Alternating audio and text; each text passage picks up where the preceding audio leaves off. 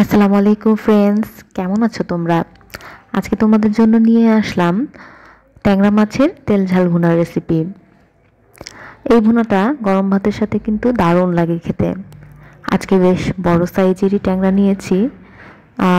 এই ট্যাংরা মাছগুলো কিন্তু অনেক সময় রান্নার পরে দেখা যায় যে একটু গন্ধ লাগে, তাই আমি এটাকে আজকে একটু হালকা করে ভেজে নেব। প্রথমে একটু সামান্য লবণ, হলুদ আর একটু সামান্য সাদা তেল এই মাছের সাথে মেখে নেব। তাহলে হবে কি, মাছটা আমি যখন ভাজবো তখন আর তেলটা ফুটবে না। সুন্দর করে মাখিয়ে রেখে দিলাম। এখন ফ্রাই প্যানে তেল দিয়ে মাছগুলোকে মিডিয়ামভাবে ভেজে নেব। খুব বেশি কড়াও করব না, আবার একদমই হালকা ভাজবো না। এরকম মিডিয়াম ভাজলে হবে কি, মাছটা শক্ত হবে না আর খেতে কিন্তু দারুণ লাগবে। মাছগুলোকে এবার তুলে নেব। এই দেখো, ঠিক এইভাবে মিডিয়ামভাবে আমি মাছটাকে ভেজে নিয়েছি। সেই মাছ ভাজা তেলেই প্রথমে আমি এখানে দুটো মতো পেঁয়াজ দিয়ে দিলাম।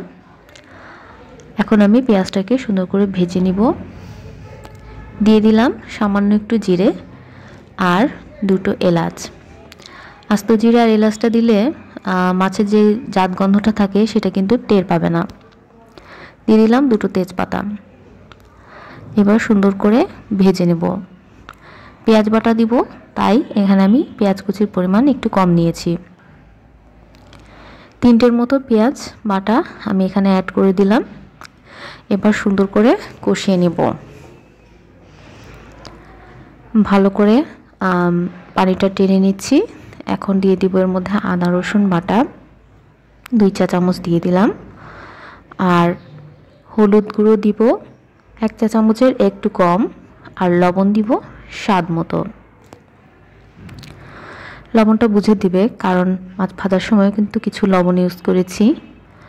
মরিচের গুঁড়ো দিলাম 1 চা চামচের মতো, আর জিরের গুঁড়ো দিলাম 1 চা চামচ, আর সামান্য একটু ধনে গুঁড়ো দিয়ে দিলাম।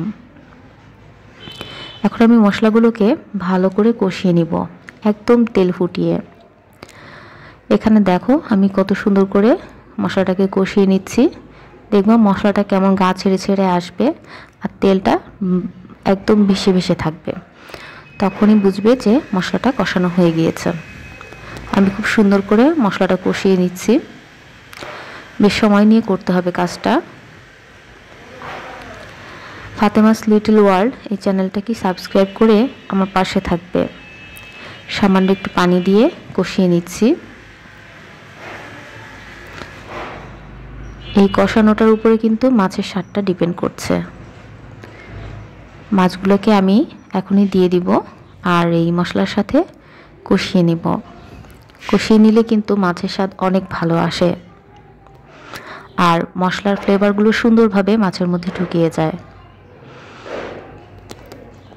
ভালোভাবে সময় নিয়ে মাছটাকে আমি কষিয়ে নিচ্ছি। আর ট্যাংরা মাছ ভাজার পরে কিন্তু একটু শক্তই হয়ে গিয়েছে, সুতরাং ভাঙার কোনো সম্ভাবনা নেই। সুন্দর করে মাছটাকে বারবার এরকম নেড়ে চেড়ে কষিয়ে নিতে হবে। যেহেতু পানি খুব বেশি দেইনি, তাই এটা একটু মাঝে মধ্যে নেড়ে চেড়ে কষিয়ে নিতে হবে ভালো করে। বাসায় এইভাবে রান্না করে দেখবে, গরম ভাতের সাথে আর পোলাওর সাথেও কিন্তু এই মাছটা দারুণ লাগবে খেতে।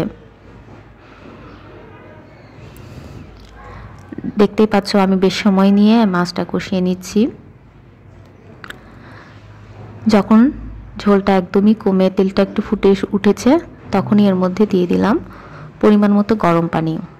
আজকে আমি খুব বেশি ঝোল রাখবো না, এই তেল ঝালের মতো যেমন হালকা ঝোল থাকে সেরকম হালকা ঝোলই এখানে আমি রাখবো।